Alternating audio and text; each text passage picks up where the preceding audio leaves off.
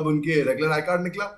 हमारे एक ब्रिगेडियर बाजवा साहब थे, इन्होंने ठीक देखा है, मैं कि मैं आपके पास आता हूं। एक और ब्रेकिंग न्यूज, इनकी जो आतंकी तकरीरें हैं उनमें से एक एक ब्रेकिंग न्यूज निकलकर सामने आ रही है। मैं एक एक आपके सामने रखता हूं कि हुआ क्या लाहौर में, जिसको जलसा ये जश्न मना रहे थे। पहलगाम हमले का मास्टरमाइंड है सैफुल्लाह कसूरी। उसने भी जहर उगला और बोला कि मैं मशहूर हो गया, अगला चुनाव मोदी के खिलाफ ना लड़ लूं मैं। पाकिस्तान ने 1971 के युद्ध का बदला लिया है। ये देखिए, ये चीजें वहां पर हो रही हैं, ये तकरीरें वहां पर दी जा रही हैं कि पाकिस्तान ने 1971 के युद्ध का बदला ले लिया, ये कह रहा है सैफुल्लाह कसूरी। तो ये तकरीरें खुले मंच पर दी गई। सैफुल्लाह मशहूरी बड़े शान से वहां पर कह रहा है कि मैं मशहूर हो गया। मशहूर क्यों हो गया? वो कह रहा है कि मुझ पर पहलगाम के आतंकी हमले का दोष है और इसने मुझे पूरी दुनिया में मशहूर कर दिया। कर्नल त्यागी, मैं आपके पास चल रहा हूं।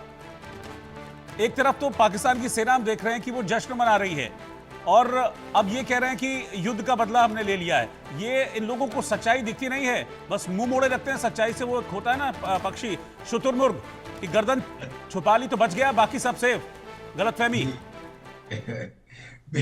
बिल्कुल ठीक कह रहे हैं आप, बिल्कुल ठीक कह रहे हैं। मैं इसकी एक प्रेसिडेंट बताता हूँ। 1971 में सीज फायर होने से पहले उस समय के जनरल याहिया खान रात को पूरी तरह से, मैं समझता हूँ दारू के नशे में, वो ये बोलते हैं, या अल्लाह हम कयामत तक लड़ेंगे, हम कयामत तक लड़ेंगे। और थोड़ी देर बाद उन्होंने सीज फायर एक्सेप्ट कर दिया। सीज फायर में तो इन कहने का मतलब ये है कि ये जो इस किस्म की कौमें होती हैं, ये हारने के बाद भी अपने आप को ये दिखाने के लिए कि हम हारे नहीं है, अब के आगे दिखाओ, दोबारा देख लेंगे, ऐसे में ये ज्यादा सर उठाते हैं।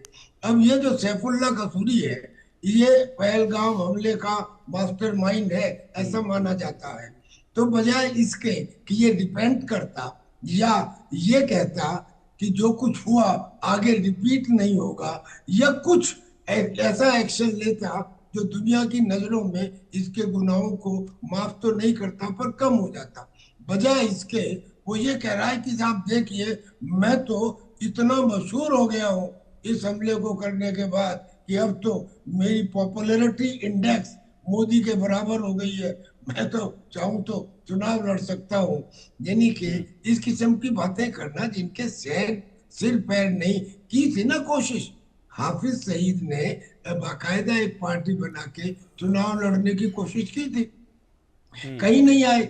तो ये आतंकी बस ये शोर मचाना जानते हैं, पर हमें दुख आतंकियों के शोर मचाने का नहीं है। हमें दुख इस बात का है कि पंजाब की विधानसभा का स्पीकर यानी कि विधानसभा का अध्यक्ष वहां क्यों है, और वो खड़ा होके और क्यों सर झुका के सलाम करता है इस हाफिज